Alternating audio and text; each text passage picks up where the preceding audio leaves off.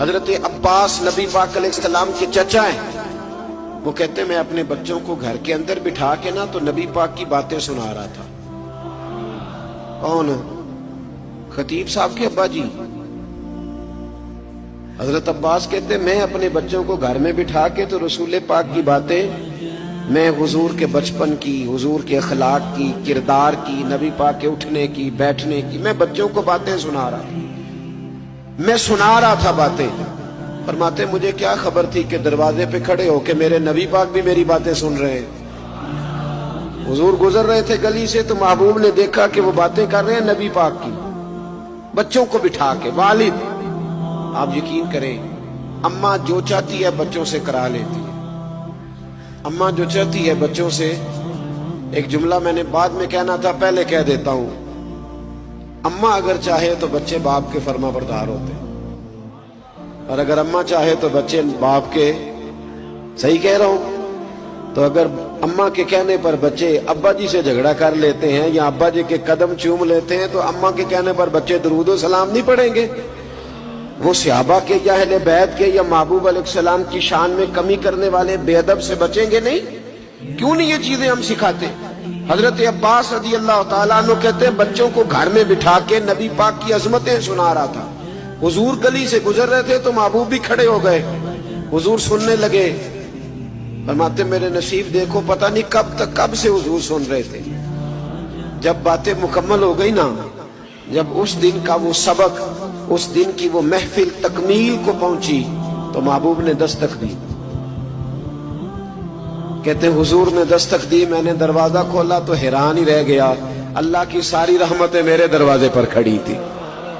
فرماتے ہیں رشک کرنے لگا میں اپنے مقدر پر. محبوب اندر تشریف لائے، بیٹھ گئے تو محبوب نے سن بھی لیا، پھر بھی پوچھا چچا کیا کر رہے تھے؟ پوچھ لیا لیکن تصدیق کے لیے پوچھا کیا کر رہے تھے؟ عرض کی یا رسول اللہ صلی اللہ علیہ وسلم یہ عبداللہ یہ باقی بچے کہہ رہے تھے مصطفیٰ کی کوئی بات سنائے، تو محبوبہ آپ کے ہی تذکرے کر رہا تھا. حضرت عباس کہتے ہیں پہلے پوچھا پھر تصدیق فرمائی. کہنے لگے جو آپ کہہ رہے ہیں سچ کہہ رہے ہیں، میں بھی دروازے پہ کھڑا ہو کے سن رہا تھا، میں سن رہا تھا دروازے پہ کھڑے ہو کے، صحیح کہہ رہے. اب حضور نے رزلٹ کا اعلان کیا. تیرا بچہ کیسے ان کے پاس چلا گیا جو حضور کے علم غیب کا انکار کرتے ہیں؟ تو نے انہیں حضور کے علم کی بات بتائی نہیں؟ تیرا بچہ وہاں جا کے کیسے بیٹھ گیا؟ جو کہتے ہیں کہ معاذ اللہ تعالیٰ حضور کو تو اپنا نہیں پتا آخری وقت کیسا ہوگا. کہاں کیسے چلا گیا تیرا بچہ ان کے پاس جو صحابہ کرام کے بارے میں کمزور جملہ بول، جو اہل بیت نبوت کے بارے میں کمزور، کیسے چلا گیا؟ اگر تو نے گھر میں بیٹھ کے محفل کی ہوتی، انہیں خود سکھایا ہوتا، خود کیسے بگڑ سکتے تھے بچے؟ نہ ادھر ادھر کی تو بات کر، یہ بتا کہ قافلہ کیوں لٹا؟ مجھے رہزنوں سے غرض نہیں، تیری رہبری کا سوال ہے. تو پانی کس کو دیتا رہا اگر تیرا اپنا باغ ہی خشک رہ گیا؟ محبوب پاک علیہ السلام سے فرمانے لگے، نبی پاک علیہ السلام جناب عباس سے کہا میں نے سن لیا ہے اور میں اتنا خوش ہوا ہوں، اتنا خوش ہوا ہوں. سنو اب تمہیں ملے گا کیا؟ حضور کیا ملے گا؟ کہتے میرے سارے خاندان کی توجہ حضور کی جانب ہو گئی. تو محبوب نے فرمایا حلت لکم شفاعتی، فرمایا تم نے یہ کام کر کے نا اپنے بچوں کو میری عظمت سکھا کے، اپنے بچوں کو میرے گیت سنا کے، فرمایا تم نے اپنے اور اپنے خاندان کے حق میں میری سفارش کو حلال کر لیا ہے. فرمایا اب صبح قیامت میں تم سب کی سفارش کرا کے تمہیں جنت میں ساتھ لے کے جاؤں گا. بچوں کو رات کو بٹھایا کریں. یہ ہمارے بچوں کے عقیدے کیوں خراب ہوتے ہیں؟ بد مذہبوں کے ہتھے کیوں چڑھتے ہیں؟ توجہ ہے میری بات پر؟ بچوں کے عقائد اس وقت خراب ہوتے ہیں جب ہم انہیں عقیدہ سکھاتے ہی نہیں. مولوی صاحب کی بات تو وہ اتنی سنے گا جتنی ہم سنتے ہیں، کیونکہ ہم نے بتایا ہوتا ہے کہ یہ مولوی صاحب ہیں، ان کو ہم 10,000 روپیہ ماہانہ تنخواہ دیتے ہیں. تو بچہ بھی سمجھتا ہے کہ چونکہ یہ 10,000 لیتا ہے تو 1 گھنٹہ اس نے جمعے والے دن بات کرنی ہے. کیا اس کا وہ اثر لے گا؟ کیا اثر لے گا جب ہم نے تعارف ہی اس طرح کرایا ہے؟ یہ نعت خواہ ہم نے بلایا ہوا ہے، کس لیے؟ یہ 15,000 روپیہ لے گا. تو بچہ کہتے ہے اس کی تو ڈیوٹی ہے، 15,000 پورا کرنا ہے اس نے. یہ خطیب صاحب آئے ہیں، کیا کرنے آئے؟ کہتے 25,000 ایڈوانس لیا، تو بچہ اس کا کیا اثر لے گا؟ وہ کہے گا اس کا تو کام ہے۔ فلاں آدمی بڑے اچھے شعر پڑھ رہا ہے، تو بچہ کہتا پڑھنے نہیں، اس کے اوپر پیسے نہیں پھینکے جا رہے ساتھ ساتھ ہی، پڑھنے نہیں، اسی لیے تو پڑھ رہا ہے۔ میرے بھائی، بچے کو اپنی گود میں بٹھائیں، اور جہاں آپ اس کو یہ سکھاتے ہیں نا کہ بیٹے پڑھ جاؤ گے تو پیسے کماؤ گے، جہاں اسے یہ سکھاتے ہو نا پڑھ جاؤ گے تو بہت اونچے اڑو گے، جہاں اسے یہ سکھاتے ہو نا یہ ہمارا گھر بڑا قریبی ہے اور یہ ہمارا دشمن ہے، تو بچہ 5 سال کا بھی اس گھر میں نہیں گھستا۔ اپنی ذات کے بارے میں بچے کو سارا کچھ سکھاتے ہو، پہلا کام اسے یہ کرو کہ اسے میرے نبی کی محبت سکھاؤ، اسے رسول اللہ کا پیار سکھاؤ، اسے رات کو جب یہاں لٹاتے ہو نا، یہاں کندھے پہ، اسے کہتے ہو میں نے تیرے لیے بڑی محنت کی، میں بڑی کوشش کرتا رہا، میں تیرے لیے بڑی دور تک سفر کر کے آیا، اسے کہا کرو بیٹے میں نے کچھ بھی نہیں کیا، تیرے لیے جو کچھ بھی کیا ہے تیرے رسول نے کیا ہے، تیرے محبوب نے تیری آخرت کے لیے بڑا کچھ کیا۔ اپنے بچوں کو نبی پاک علیہ السلام کی محبت سکھائیں، ان کی گھٹی میں ڈالیں یہ بات۔ کیسے بگڑ گیا بچہ، کیسے غیروں آپ کو مل جائے گی انشاءاللہ، ایک بن جو رہی ہے۔ ہمارے ملک میں اور کچھ بنا نہیں بنا، ہم سارے کیمرہ مین تو بانی گئے ہیں۔ وہ پہلے نا اس طرح ہوتا تھا کہ کوئی کسی بزرگ سے ملتا تھا تو کہتا تھا جناب دعا کرنا، اب کوئی کسی بزرگ سے ملتا ہے تو کہتا ہے ادھر ویکھیا جناب فوٹو لینی ہے۔ وہ خدا کے بندو، دعا تو رہ ہی گئی۔ پہلے بزرگوں سے ملتے تو کہتے حضرت جی میرے لیے، اب کہتے حضرت جی ذرا امامہ سیدھا کر دو، فوٹو صحیح آ جائے، چھوڑے کوئی فرض کفایہ تو ہے نہیں، تو بڑی مشکل سے علماء نے اجازت دی، اور پتہ نہیں کیسے کیسے ہم قول ڈھونڈ کے لائے، جزیات عموم بلوہ ہے، ابتلا ہے، کیا کیا ہمیں جزیات ڈھونڈنے پڑے، اور قوم نے اسے فرض کفایہ ہی بنا لیا ہے۔ آگے پیچھے بات بڑھتی نہیں، خدا را مہربانی۔ میں ایک جگہ پہ بیٹھا تھا کچھ عرصہ پہلے، 4 تصویریں لگی ہوئی تھی کمرے میں، میں نے کہا کہ یہ بھائی اتار دو، میں نے نماز پڑھنی، کہتے پیر صاحب کی ہے فوٹو۔ میں نے کہ جب حکم آ گیا کہ جہاں تصویر ہے وہاں نماز جائز نہیں، تو مرید صاحب کی ہو یا پیر صاحب کی ہو، بات تو ایک ہی ہے۔ پیر صاحب کو نہیں پتا فوٹو نہیں لگوانی چاہیے، ویسے بھی فوٹو دیواروں پہ نہیں پیروں کی رکھنی چاہیے، پیروں کی تصویر دل میں رکھنی چاہیے، اور ہم نے دل میں سجا رکھی ہے تصویر یار، بس ذرا گردن چکائی دیکھ لی۔ اتنا شوق، اتنا شوق۔ مجھ سے کوئی شخص پوچھتا ہے نا کبھی کہ فلیکس پہ فوٹو، تو میں کہتا ہوں چھوڑو یار، پہلے فلیکس پہ لگتی ہے پھر معاذ اللہ زمین پہ گرتی ہے، کیا ضرورت ہے؟ اور یہ جو القابات لکھتے ہیں نا بڑے بڑے اشتہاروں پہ، قوم کو تو پتہ ہی نہیں کہ یہ کیا کہا جا رہا ہے۔ قوم کو سادہ نام بڑی مشکل سے یاد ہوتا ہے، لہذا لمبے چکروں میں نہیں پڑھنا چاہیے، جو اماں ابا نے نام رکھا اتنا ہی کافی ہے، باقی کوئی کتنا دین کا کام کر رہا ہے یہ صبح قیامت خود بخود پتہ چل جائے گا۔ بس دعا فرمائے اللہ یہاں بھی عزت دے اور وہاں بھی اللہ پردے داری عطا فرمائے۔ میری بات پر ضرور غور کریں اور یاد رکھیں، اپنے بچوں کو بٹھائیں۔ دیکھیں نا حضرت عائشہ صدیقہ سے کسی نے پوچھا، میری بات پہ توجہ کرنی، آپ یہ بات آپ نے یاد رکھنی۔ حضرت عائشہ صدیقہ رضی اللہ تعالیٰ عنہ سے کسی نے پوچھا کہ اماں جی کیا وجہ ہوئی کہ آپ مسلمان ہو گئی، کیا سبب بنا آپ کے کلمہ پڑھنے کا؟ ہر آدمی کے ساتھ کوئی نہ کوئی بات ہوئی، کسی نے قرآن پاک سنا، کسی نے کچھ سنا، کوئی نہ کوئی واقعہ ہے، پس منظر ہے، تو اماں جی آپ کیسے مسلمان ہوئی؟ جناب عائشہ صدیقہ کہنے لگی مجھے کوئی ضرورت ہی نہیں پڑی کسی واقعے کی، اس لیے کہ میرے ابا جی جناب ابو بکر صدیق جتنی دیر گھر بیٹھے رہتے تھے محمد عربی کی نعت ہی پڑھتے رہتے تھے، وہ رسول اللہ علیہ السلام کی تعریف ہی کرتے رہتے تھے۔ مجھے ضرورت پیش، تو کس طرح تیرے بچے کو ضرورت پیش آتی ہے کہ وہ کہیں سے جا کے سیکھے؟ تو کدھر ہے؟ 3 باتوں کی ڈیوٹی ابا جی اور اماں جی کی ہے، نبی پاک نے لگائی ہے۔ حضور نے فرمایا 3 کام کرو، اپنی اولاد کو 3 چیزیں سکھاؤ۔ حضور کون سی؟ فرمایا ایک انہیں اپنے نبی کی محبت سکھاؤ، ایک انہیں اپنے نبی کے اہل بیت کی محبت سکھاؤ، اور تیسرا ماں باپ کی ڈیوٹی ہے، فرمایا اپنی اولاد کو قرآن پڑھنا سکھاؤ، تمہاری ذمہ داری ہے۔ گھر تب بنے گا جب ہمارے بچے رسول پاک سے جڑ جائیں گے، جب ہمارے بچے نبی پاک علیہ السلام کے غلام بنیں، جب انہیں حضور کی سنت کا شعور آئے۔ ہماری اماں تو تھینک یو سکھانا فخر سمجھتی ہے، بیٹے تھینک یو بولو۔ او بی بی یہ ٹھیک ہے، یہ جب سکول جائے گا تو بولے گا، ہم دقیانوس نہیں ہیں، ہم قائل ہیں جدید تعلیم کے، لیکن تھینک یو کا ثواب کوئی نہیں۔ ثواب جزاک اللہ خیرہ کا ہے، اس کا اجر ہے جزاک اللہ، اس کا اجر ہے۔ یہ حدیث بخاری میں موجود ہے۔ نبی پاک علیہ السلام نے فرمایا جس نے اپنے محسن کو جزاک اللہ خیرہ کہا اس نے اس کا پورا شکریہ ادا کر دیا۔ تو یہ جملے تو نے کیوں نہیں سکھائے؟ یہ تیرے بچے کی زبان پہ کیوں نہیں آیا؟ ان فکروں کو تو نے کیوں اپنے گھر میں رائج نہیں کیا؟ بچوں کو دین سکھائیں، نبی پاک کی غلامی سکھائیں، انہیں رسول پاک علیہ السلام کی بارگاہ میں حاضر ہونا سکھائیں۔ فرمایا یہ جو دنیا کی زندگی ہے یہ ساری دھوکہ ہے، نہیں ہے دنیا کی زندگی مگر ایک دھوکہ۔ دنیا بنانے والا خود فرما رہا ہے، بنانے والا کہہ رہا ہے دھوکہ ہے۔ دنیا کو اللہ تعالیٰ نے عمل کی جگہ بنایا ہے، دار الاسباب بنایا ہے، نیکی کرنے بھیجا ہے، حقوق العباد ادا کرنے ہمیں بھیجا ہے، یہاں بیٹھ کر اپنی جنت کی تیاری کرنے کے لیے بھیجا ہے، دوزخ کی آگ کو ٹھنڈا کرنے کے لیے بھیجا ہے۔ یہ جو مزاج امت مسلمہ نے اپنایا ہے کہ دنیا جمع کرنا، دولت اکٹھی کرنا، اپنی زندگی کی دوڑ پیسوں سے شروع کرنا اور پیسوں پہ ختم کرنا، اس کو پسند نہیں کیا نہ اللہ نے نہ اللہ کے رسول صلی اللہ علیہ وسلم۔ رزق حلال کمانے کو عبادت کہا،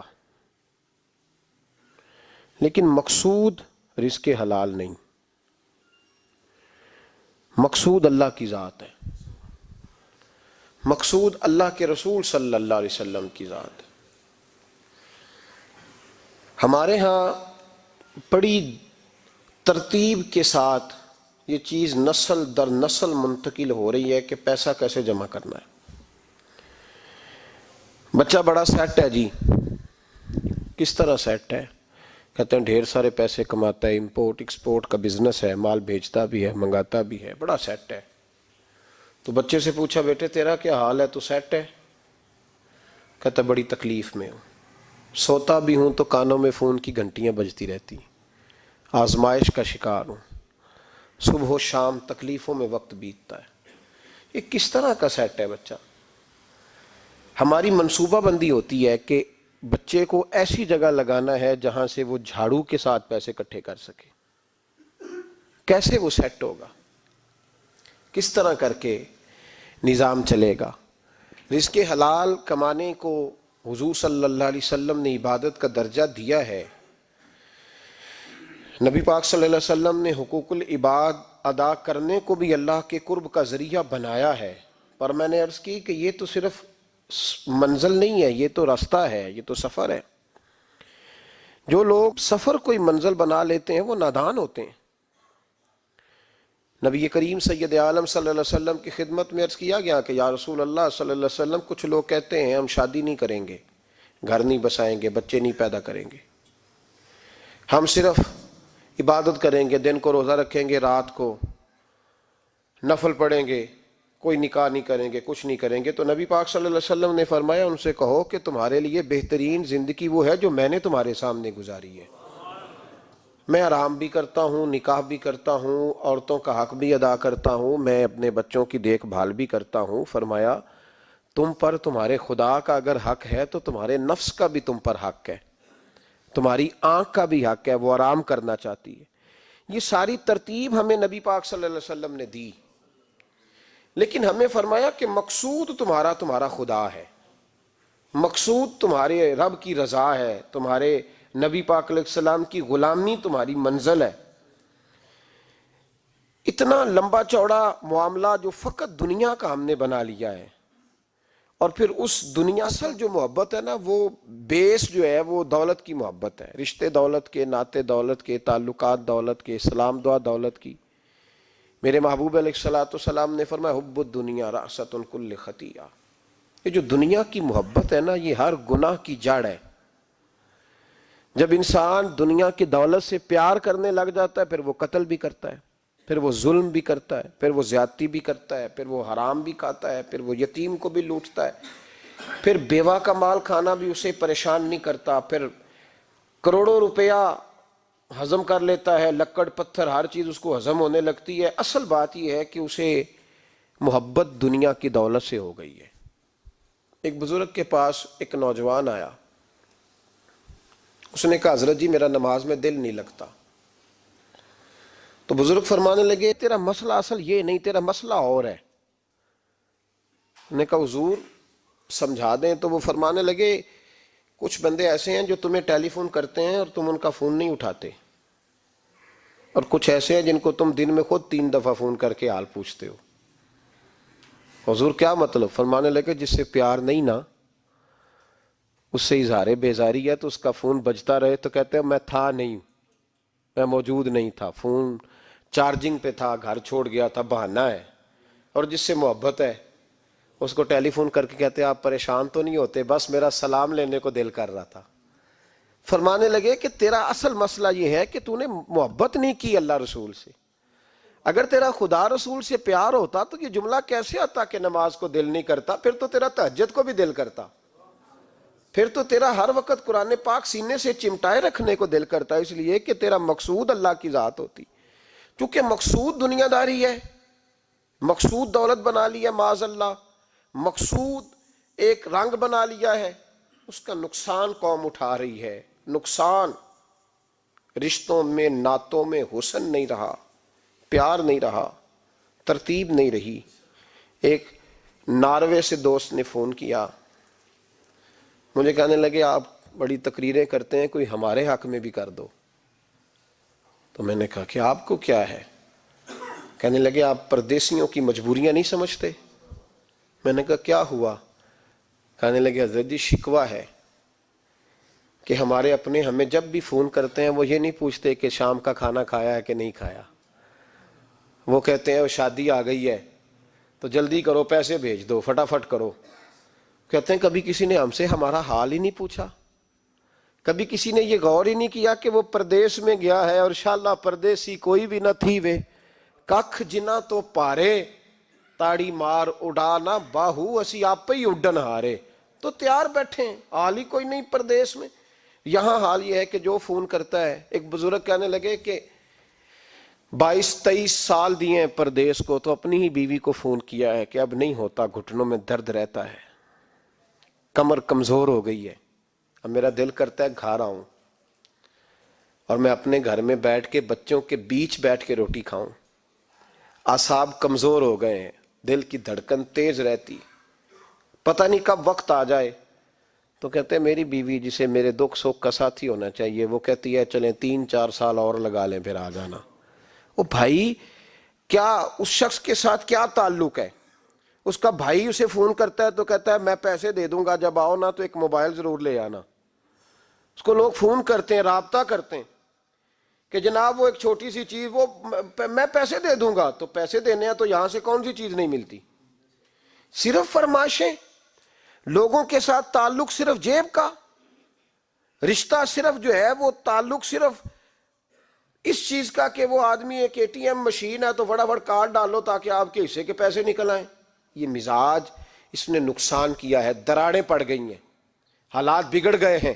میرے نبی کریم سید عالم صلی اللہ تعالی علیہ وسلم نے رشتوں کو جو وقار دیا، تو امام غزالی رحمۃ اللہ تعالی علیہ نے لکھا ہے مکاشفۃ القلوب میں، فرماتے ہیں کچھ لوگ قیامت کے قریب آئیں گے جن کے نبی پاک صلی اللہ علیہ وسلم نے نشاندہی کی ہے، ان کے پاس کوئی شخص نہ بیٹھے ورنہ اس کا دل کالا ہو جائے گا.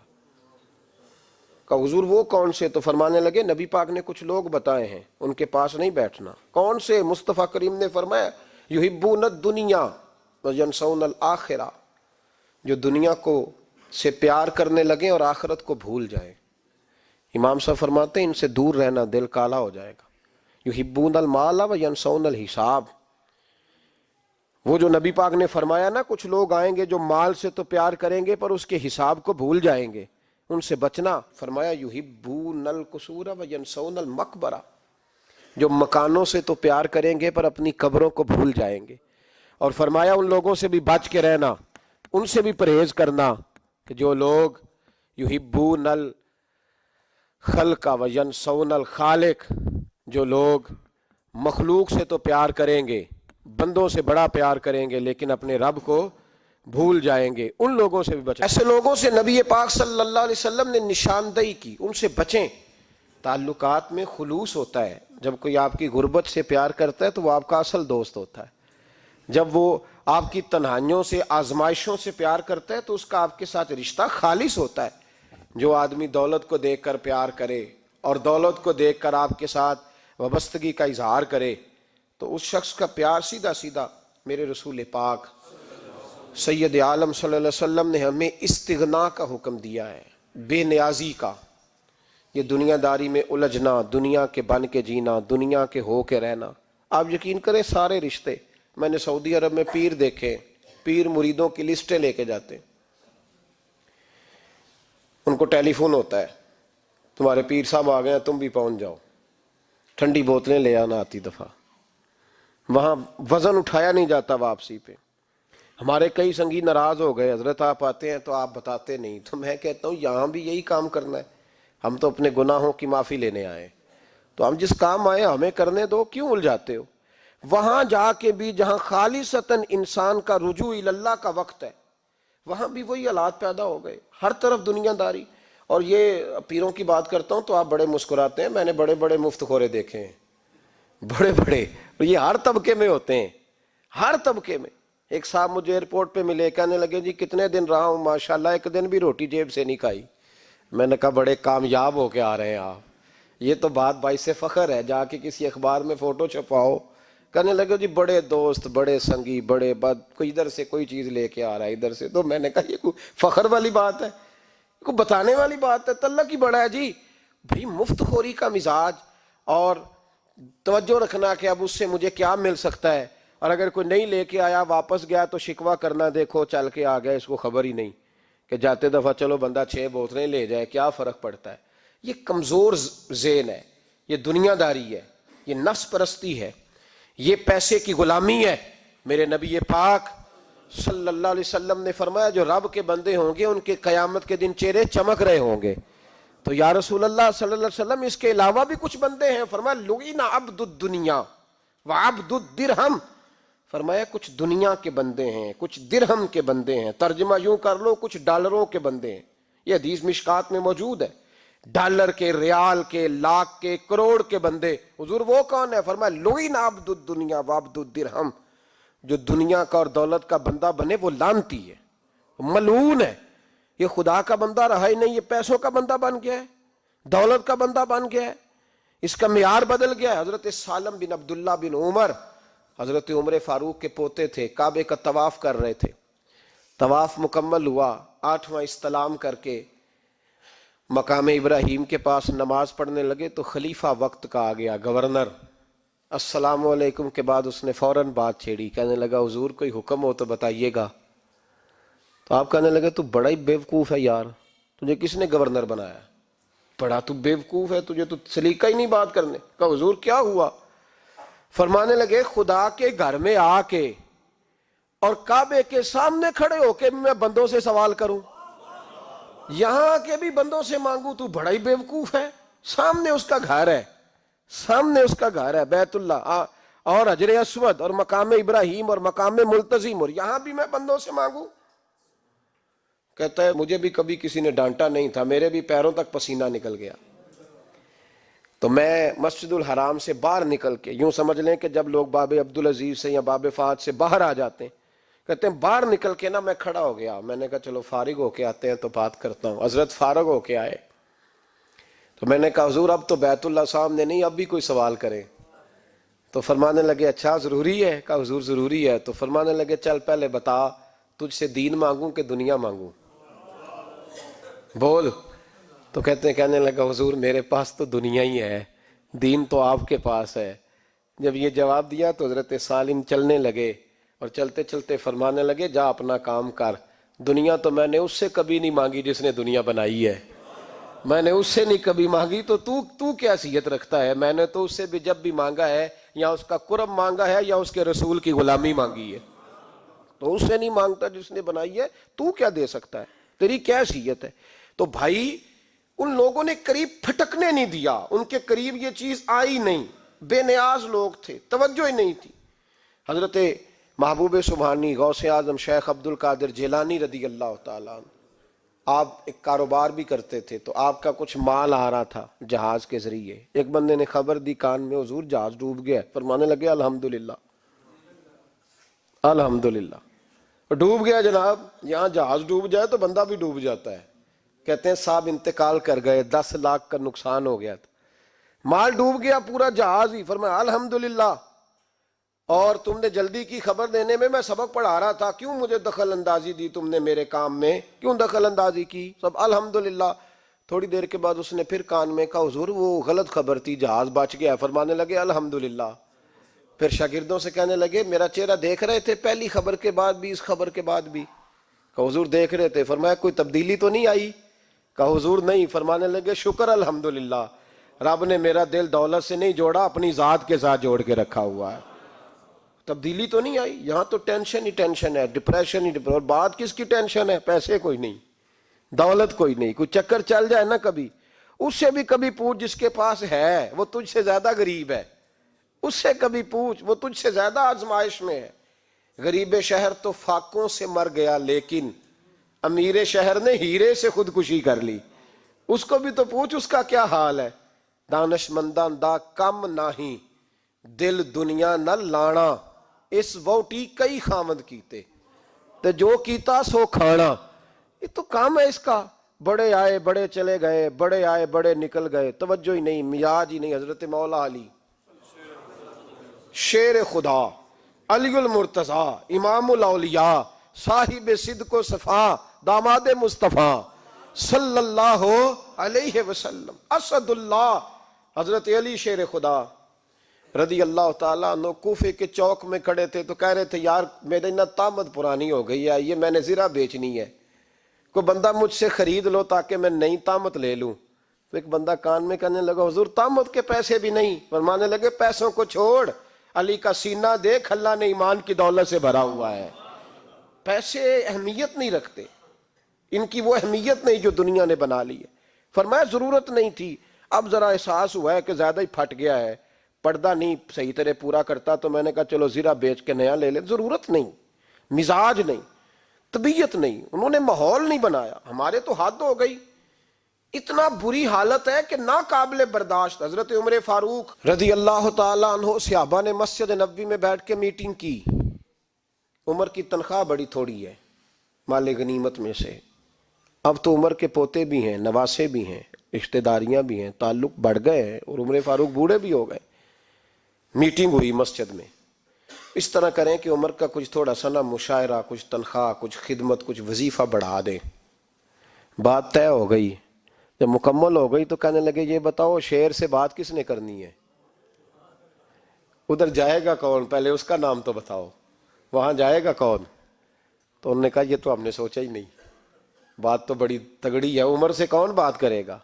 یہاں جتنا مرضی تگڑا پیر ہو، آپ نذرانہ لے کے جائیں، مسئلہ ہی کوئی نہیں، کبھی کسی کو کہنا پڑا ہے؟ تو کہتے ہیں جناب کون بات کرے گا؟ تو ایک صحابی کہنے لگے کہ حضرت عمر رضی اللہ تعالیٰ عنہ کی جو صاحبزادی ہیں نا، حضرت حفصہ رضی اللہ تعالیٰ عنہ، وہ ام المومنین بھی ہیں، حضور علیہ السلام کی زوجہ ہیں، مومنوں کی ماں ہیں، ان سے کہتے ہیں، اور ان کے والد بھی ہیں۔ تو حضرت حفصہ سے کہا تو جناب حفصہ چل کے گئیں حضرت عمر کے پاس، جا کے کہا ابا جی ایک بات کرنی تھی۔ انہوں نے کہا بیٹے کرو، تو ان کو بھی پتا تھا نا جاہو جلال کا۔ کہنے لگے ابا جی مسجد نبوی میں صحابہ کی میٹنگ ہوئی ہے، ایک ہی محلے میں ایک ہی شہر میں لوگ رہتے ہیں تو ایک دوسروں کی خرچوں کا ضروریات کا پتہ ہے۔ کہتی ہے میں نے پس منظر سارا کر کے بات کی، میں نے کہا سب کو پتہ ہے کہ آپ کے خرچے بڑے بڑھ گئے ہیں، تو مجھے نا انہوں نے حضور کی زوجہ سمجھ کے، قابل احترام سمجھ کے میری ذمہ لگایا ہے کہ تھوڑے سے پیسے آپ کے بڑھانے ہیں۔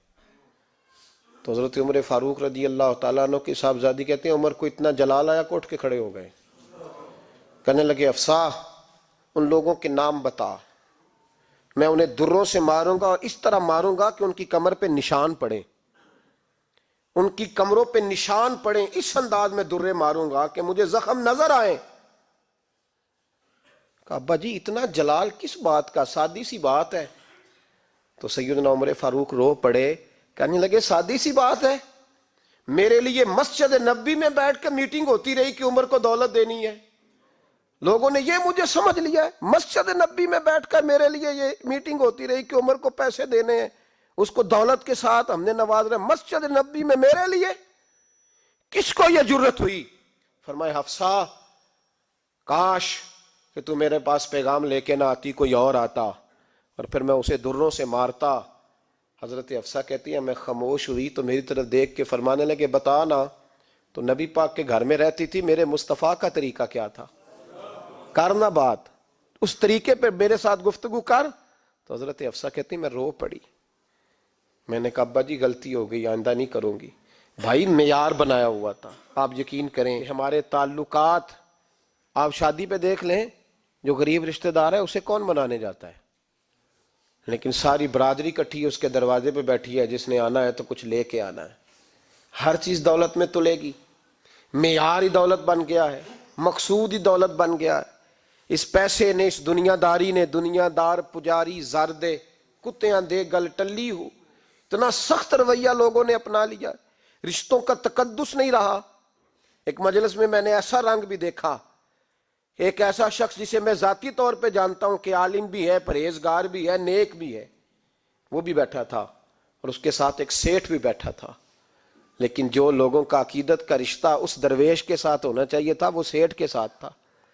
تو میں غور کر رہا تھا کہ یار قوم کا ذہن کس طرح کا ہو گیا، صرف اس کے ہاتھ میں پیسے، صرف دولت مند ہے. اس آدمی کی درویشی بھی گئی، علم بھی گیا، تقوی بھی گیا، صرف پیسے ہیں نہیں ہے اس کے پاس تو وہ کونے میں لگا ہوا ہے اور اس سے لوگ بچ بچ کے سلام. اور میں کہا کرتا ہوں عقیدت کا پتہ چلتا ہی تب ہے جب اجتماع ہوتا ہے.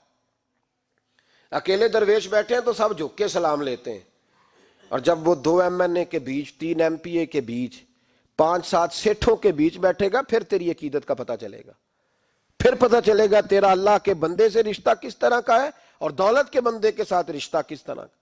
ہمارے رویوں کے اندر یہ فرق ہے کہ ہم اس وقت آدمی کو تولتے ہیں کہ اس کے پاس دولت کس طرح کی ہے. وقت کے امیر تھے حضرت عمر بن عبدالعزیز، توجہ ہے میری بات پر. حضرت عمر بن عبدالعزیز بادشاہ تھے. اب ہم لوگوں نے بھی بچوں کا بہانہ لگایا ہوا ہے نا، بس جی وہ میں چاہتا ہوں بچوں کا کچھ بن جائے، تو بچے بالغ ہو گئے تو کرا نہ رجسٹریاں ان کے نام، فارغ ہو جاؤ آ جاؤ مسجد میں چھوڑو. لیکن پھر بھی کنجیاں دینے کو دل نہیں کرتا، پھر بھی بابا جی کی پیالیوں سے مرنے کے بعد پیسے نکلتے ہیں، پھر بھی ان کے تکیے کے بیچ سے بھی کچھ وہ نوٹ نکل آتے ہیں جو اب چلتے بھی نہیں. گزر گیا زمانہ، جو لگتے ہی نہیں. بزرگ ناراض نہ ہو جائیں لیکن جو بات کر رہا ہوں بہرحال اس کے پیچھے کچھ پس منظر ہے. یہ بھی بہانہ ہے. بینک بیلنس اپنے نام، زمین جائیداد ساری اپنے نام، اور کمائی کس کے لیے کر رہا ہے؟ بچوں کے لیے. نام کس کا لے رہا ہے؟ بچوں کا. یہ کس طرح کا بچوں؟ بہانہ نہ لگاؤ، صاف کہو کہ اپنے لیے کما رہا ہوں، صاف کہو. کیوں بچوں کا نام لیتے ہو جب ہر چیز کی کنجی تو رکھی ہوئی ہے باندھ کے اپنے ساتھ. حضرت عمر بن عبدالعزیز بادشاہ تھے. آواز دی گھر میں بیٹھے، بیٹی پانی کا پیالہ تو لاؤ. بیٹی خاموش ہو گئی. ساتھ والا کمرہ بیٹی کا. پھر آواز دی بیٹے سن رہی ہو؟ کہ ابا جی سن رہی ہوں. پانی کا پیالہ دینا. بیٹی خاموش ہو گئی. تیسری آواز دی تو زوجہ پانی لے کے آ گئی. نے کہا حضور پانی. حضرت عمر بن عبدالعزیز کو غصہ آیا، کہنے لگے بچے کس لیے ہیں، وہ خود کیوں نہیں آئی؟ اب اتنی نافرمان ہو گئی ہے کہ ایک پیالہ پانی کا باپ کو نہیں دے سکتی، کیوں نہیں آئی؟ تو زوجہ کہنے لگی چلیں درگزر کریں. اس نے کہا ابا کو نہیں بتانا، پی لے. کیوں نہیں بتانا؟ بتاؤ کیوں نہیں آئی؟ میں نے اس کو پکارا تھا، تمہیں پکارتا تو تم آتی، تمہیں بتانا پڑے گا. جب بات ذرا آگے بڑھی تو ماں تھی نا، بات بیٹی کی تھی، تو اماں رو پڑی، آنکھوں میں آنسو آئے. کہا کیوں روئی ہو؟ کہنے لگی بیٹی کا پجامہ پھٹ گیا، دوسرا ہے نہیں، اور آپ لے کے بھی نہیں دیتے. کمرے میں بیٹھ کے تو پجامہ سی رہی ہے، تو کہہ رہی تھی ابا کو بتانا نا، انہیں تکلیف ہوگی. تو وہ اس کے پاس دوسرا ہوتا تو آ جاتی، ایک ہی تھا، تو اس لیے نہیں آئی. حضرت عمر بن عبدالعزیز اٹھے، سر سجدے میں رکھا، کہنے لگے یا اللہ تیرا شکر ہے تو نے میرے بچوں کو بقدر ضرورت روزی عطا فرمائی ہے. یا اللہ تیرا شکر ہے. ایک روایت میں نے پڑھی، کلیجہ منہ کو آیا. مصطفیٰ کریم بیٹھے تھے تو سیدہ عائشہ صدیقہ رضی اللہ تعالیٰ نے عرض کی یا رسول اللہ صلی اللہ علیہ وسلم وہ دیکھیں سیدہ فاطمہ آ گئی ہیں. وہ دیکھیں بی بی صاحبہ بغیر بتائے آ گئیں. حضرت فاطمہ الزہرا آئیں تو حضور نے فرمایا فاطمہ بغیر اطلاع کے. حضور چھوٹا سا کام تھا. کیسے آئی ہو؟ تو بی بی صاحبہ نے نا عورتوں کا پلو ہوتا ہے نا چادر کا، پلو کھولا تو ایک روٹی بندھی ہوئی تھی. ایک روٹی چادر میں، یہاں لوگ زیور باندھتے ہیں، دولت باندھتے ہیں، ایک روٹی حضرت فاطمہ نے پلو میں باندھی، کھول کے پیش کی. کہا بیٹے یہ کیا ہے؟ کہا ابا جی کئی دنوں سے گھر میں روٹی نہیں پکی تھی، آج علی کچھ جون لائے تھے، پیسے ہیں، چند روٹیاں بنی ہیں، تو بچوں نے تو کھا لیا، تو میرے سامنے بھی ایک روٹی آئی تھی، میں نے لقمہ توڑا ہے تو مجھے خیال آیا پتہ نہیں مصطفیٰ نے کھایا ہے کہ نہیں کھایا، پتہ نہیں حضور نے روٹی کھائی ہے کہ نہیں، میں لے کے حاضر ہو گئی ہوں، مہربانی فرمائیں. تو فرمایا بیٹے بیٹھ جا. حضرت فاطمہ بھی بیٹھ گئیں. سیدہ عائشہ کہتی ہیں حضور بھی بیٹھ گئے. فرمایا فاطمہ کتنے دنوں سے نہیں کھایا؟ عرض کی حضور 3 دن سے. فرمایا بیٹے میں نے 5 دن سے نہیں کھایا، آ جا. دونوں باپ بیٹی مل کے کھاتے ہیں. روٹی 2 حصوں میں حضور نے بانٹی. فرمایا چلا دی تو کھا، آدھی میں کھاتا ہوں. حضرت فاطمہ نے لقمہ توڑ کے منہ میں رکھا تو رو پڑی. حضور 5 دن سے نہیں کھائی. فرمایا بیٹے چپ کر، ہمارا دنیا سے کیا تعلق، ایک پل رہ گیا ہے، بس اللہ پھر جنت کی ساری نعمتیں عطا فرما. رونے والی بات ہی نہیں ہے اس میں، بس ہمارا کیا تعلق، ایک پل ہے، پھر مالک بڑا کچھ عطا کرے گا. او بھائی، جو کائنات کے مالک و مختار تھے، جو ابرو کا اشارہ کریں تو حضرت جبریل جنت کی نعمتیں لے کے آ جائیں، انہوں نے تو دنیا کی جانب توجہ ہی نہیں کی، ان کا تو خیال ہی نہیں آیا. دنیا ہی دنیا، دولت ہی دولت، ہر آدمی دولت کے ترازو میں تلنے لگا ہے. اب تو کلیجہ پھٹتا ہے. اب تو لوگ پوچھتے ہیں، اور میں کبھی کبھی بڑا مجبور ہوتا ہوں، آزمائش میں آ جاتا ہوں. لوگ کہتے ہیں جناب آپ سے کچھ قرآن کی آیات سننی ہے، آپ کتنے پیسے لیں گے؟ کچھ حدیثیں سننی ہیں، کیا اس کا معاوضہ ہوگا؟ آپ سے اس نبی کا نام سننا ہے جس کا آپ کھاتے ہیں، جس کے نام پر آپ نے عزتیں لی ہیں، ان کا نام سننا ہے. آپ کا ریٹ کتنا ہے؟ آپ کتنے میں بیچیں گے؟ وہ نعت جو غذا ہے وہ کتنے میں بکے گی؟ جب دنیا داری کا یہ حشر ہو جائے کہ وہ رسول اگر ان کا نام نہ رہے تو ہماری سانسیں ہی نہ چلیں، ان کا نام بھی جب اس طرح کمرشل کر کے لیا جائے اور اس طرح وہ چیزیں بھی ریٹ میں آ جائیں، تو بھائی اس سے بڑی اور دنیا داری کیا ہوگی؟ میرے رسول کریم سید عالم نور مجسم صلی اللہ علیہ وسلم نے اس دنیا کو محبوب نہیں رکھا، کاری نہیں بنایا، ماحول ہی نہیں بنایا. حضرت عیسیٰ علیہ السلام کی 450 سال عمر، کتنی؟ 4.5 نہیں، میں نے کہا 450 سال حضرت عیسیٰ نے شادی نہیں کی، گاڑی نہیں بنایا. ایک پیالہ ہوتا تھا پانی پینے کا، ایک تکیہ ہوتا تھا. ایک دن ایک بندے کو دیکھا کہ وہ بازو کا تکیہ بنا کے سو رہا ہے، تو حضرت عیسیٰ نے وہ تکیہ بھی خیرات کر دیا، کہنے لگے اس کے بغیر بھی کام چل جائے گا. ایک پیالہ تھا پانی پینے کا، ایک دن دیکھا ایک آدمی چلو میں پانی پی رہا تو وہ پیالہ بھی اللہ کے راستے میں دے دیا، کہنے لگے اس کے بغیر بھی کام چلتا ہے. کسی نے کہا نکاح کیوں نہیں کرتے، گھر کیوں نہیں بساتے؟ تو فرمانے لگے 450 سال تو عمر ہے، اللہ کو راضی کروں کہ گھر بساؤں، سجدے کروں یا میں دنیا داری کروں؟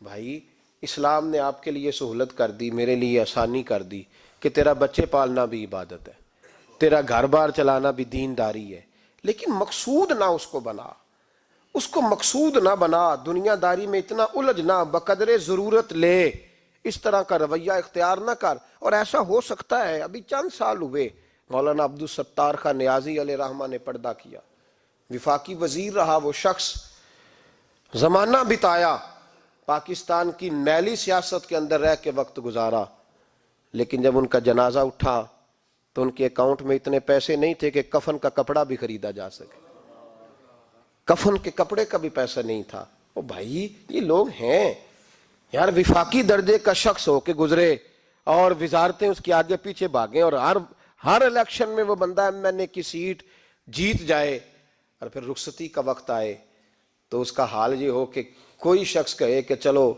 250 اکاؤنٹ سے نکلا ہے تو باقی مجھ سے لے لو تاکہ کفن کا بندوبست ہو سکے. اس کا مطلب ہے کہ آج بھی یہ رنگ ہوتا ہے. اور وہ پگڑی تگڑی باندھتے تھے, سوٹ آلہ پہنتے تھے, تو لوگ کہتے تھے یہ کیوں کرتے ہو؟ فرماتے میں مصطفیٰ کا فقیر ہوں, لوگ تو نہ مجھے فقیر سمجھے, ایسا تو نہ ہو دنیا دینے لگ جائے کہ حضرت کے پاس پہننے کو کپڑا نہیں تو چلو کچھ دو. میں اپنے پردے اپنے اللہ کے ساتھ رکھنا چاہتا. بھائیو, ان لوگوں نے وقار کے ساتھ وقت گزارا. اس انداز سے تھوڑا باہر آؤ. اپنے ساتھ ہم نے اتنی زیادتی کر لی ہے, اتنا ظلم کر لیا کہ سوائے دولت کے, سوائے دنیا دار, خالص وہ روحانی سلسلہ طریقت کا, تصوف کا, وہ بھی سارا اسی. حضرت ابو الحسن خرقانی درویش تھے, محمود غزنوی بادشاہ وقت تھا, کہتا میں دعا کرانے گیا تو میں نے وہی سمجھا جو سب کے بارے میں سمجھا جاتا ہے. گفٹ پہلے لے گیا, میں نے کہا 2 تھیلیاں شرفیوں کی لے جاتا ہوں, بابا دعا صحیح کر دے گا, نذرانہ نہیں سود ہے پیران حرم کا. تو کہتے ہیں 2 اشرفیوں کی تھیلیاں پہلے لے گیا کہ رکھوں گا تو بابا میرے حق میں نرم ہو جائے گا. میں نے وہ اب ذہن یہ بنا کے گیا تھا. حضرت اب کیا کر رہے ہیں؟ جمعے کا دن تھا تو کچھ سالکین طریقت مریدین جھاڑو لگا رہے تھے, تو سر میں کھجلی ہوئی تو پگڑی اتار کے ایک مرید سے کہنے لگے دیکھ کہیں جمعے تو نہیں پڑ گئی. تو ایک جمعے دیکھ رہا ہے, وہ کہتا ہے میں جمعے دیکھ رہا تھا. حضرت نے سر جھکایا ہوا تھا تو محمود غزنوی داخل ہو گیا. تو جو جمعے نکالنے والا کہنے لگا او ہو, فرمانے لگے کیا ہوا؟ کہا حضور بادشاہ آ گیا. کہنے لگے چھوڑ, بادشاہ تو آتے جاتے رہتے ہیں, میں نے سمجھا تھا کوئی تگڑی سی جوں تیرے ہاتھ لگ گئی ہے, تو نے تو اس طرح کر کے شور مچایا جیسے بڑا کوئی انقلاب. بادشاہ آتے جاتے رہتے ہیں, بندہ یہ کیا ہو گیا, جوں دیکھ دھیان سے. تو محمود کہتا ہے میں تو دنیا دار قسم کا صوفی سمجھ کے آیا, تھیلیاں بھی شرفیوں کی رکھیں. تو بابا جی سے دعا کے لیے کہا میں سومناتھ کے مندر فتح کرنے جا رہا ہوں, دعا کرنا. تو بابا جی نے اندر سے کرتا منگایا, کہنے لگے یہ میں نے ابھی اتارا ہے کپڑے بدلنے کے لیے. جب بڑی مشکل پڑ گئی تو کرتا سامنے رکھ کے دعا مانگنا, اللہ اس کے وسیلے سے فتح عطا کر دے گا. جو مشکل ہوگی تیری تر دامنی پہ شیخ ہماری نہ جائیے, ہم دامن نہ چھوڑ دیں تو فرشتے وضو کریں. اور اقبال کہنے لگے نہ تیگ و تیر میں نہ لشکر و سپاہ میں ہے, جو بات مرد کلندر کی بارگاہ میں ہے. کو معمولی لوگ ہوتے ہیں. اقبال کہنے لگے ید بیضا لیے پھرتے ہیں اپنی آستینوں میں, انہوں نے بغل میں ہاتھ رکھا ہوا ہے, اگر کھول دیں تو اللہ اسی طرح برکات کا فیض عطا کر دے جو حضرت موسیٰ کے ید بیضا کو ملا ہوا. کو معمولی لوگ ہوتے ہیں. غبار آلود سمجھ کر حکارت سے نہ دیکھ ان کو, انہی کی ٹھوکروں سے سلطنت بنتی اور بگڑتی ہے. یہ تگڑے لوگ وہ علیحدہ بات ہے کہ جڑے محرم راز حقیقت دے وہ راز حقیقت کھول دے نہیں. جنہ ویکھیا نہیں ہو کرن گلاں, جنہ ویکھ لیا ہو تے بول دے ہی نہیں. یہ بات علیحدہ ہے کہ وہ بیان کرنا پسند نہیں کرتے, پردوں میں چھپے رہتے ہیں, ورنہ تو اللہ نے بڑے اعزازات دیے ہوتے ہیں. تو محمود کہنے لگا کہ بابا جی نے دعا کی اللہ اگر اس کی نیت صحیح ہے تو اسے کامیابی عطا کرنا, اس کی مدد کرنا. مجھے کہنے لگے کچھ کھائے گا؟ میں نے کہا کھانا ہے. تو کہنے لگے بادشاہ کے لیے وہ کھانا لانا جو سویرے میں نے کھایا ہے. تو میں نے کہا پیروں کا لنگر ہوگا, چھوٹے گوشت کی یخنی میں انہوں نے روٹیاں بریک کر کے ڈالی ہوں گی. حضرت کی صحت ٹھیک نہیں رہتی, گھٹنوں میں درد ہے. تو میں تو یہ سمجھا تھا کہ کوئی دیسی گھی کی چوری آئے گی, لیکن ٹکڑا آیا ایک روٹی کا, آدھا خشک ٹکڑا, اور پانی کا پیالہ. تو کہتے ہیں میں نے اس کو کاٹ کے نا دانتوں کے ساتھ, جب نگلنا چاہ تو یہاں اڑ گیا میرے گلے میں. کبھی اس طرح کا کھانا کھایا ہی نہیں تھا. تو کہتے ہیں حضرت نے 2 شرفیوں کی تھیلیاں اٹھا کے میری طرف پھینکی. کہنے لگے جس طرح ہمارا کھانا تیرے گلے میں اڑ گیا, تیری دولت بھی ہمارے گلے میں اڑ جائے گی. اٹھ اور نکل, اللہ خیر کرے. کہتے میرے دل نے گواہی دی کہ یار یہ عام دنیا دار نہیں, یہ رب کریم کا بندہ ہے. کہتے ہیں اب جب میں پہلے انہوں نے کوئی لفٹ ہی نہیں کرائی جب گیا, اب جب میں جانے لگا نا اٹھ کے واپس, تو حضرت اٹھ کے میرا استقبال کیا. مجھے سواری تک چھوڑنے گئے تو میں نے کہا حضور جب آیا تھا آپ نے منہ ہی نہیں لگایا, اور جب جانے لگا تو اتنا اعزاز. فرمانے لگے جب تو آیا تھا تو بھی تو یہی سوچ رہا تھا نا کہ 2 شرفیاں دوں گا تو بابا نرم ہو جائے گا, تو میں تجھے کیوں پروٹوکول دیتا. اب جاتی دفعہ تیرے دل نے بھی گواہی دی ہے کہ یہ کوئی دنیا دار نہیں, یہ رب کا بندہ ہے. تو رب کے بندے کے پاس آئے تو تیری عزت نہ کروں. عرض یہ کرنا چاہ رہا ہوں کہ اتنی لمبی چوڑی دنیا داری اس کو مقصود نہ بناؤ. یہ جب مقصود بن جاتی ہے تو بے کیف سجدے, بے سرور زندگی, کسی کا پیار نہیں رہتا. غریبوں کے بارے میں بھی لوگ تبصرہ کرتے ہیں, ہم سے نہیں غریب پالے جاتے, کمائے محنت کرے کھائے. پھر لوگ دھتکارتے ہیں.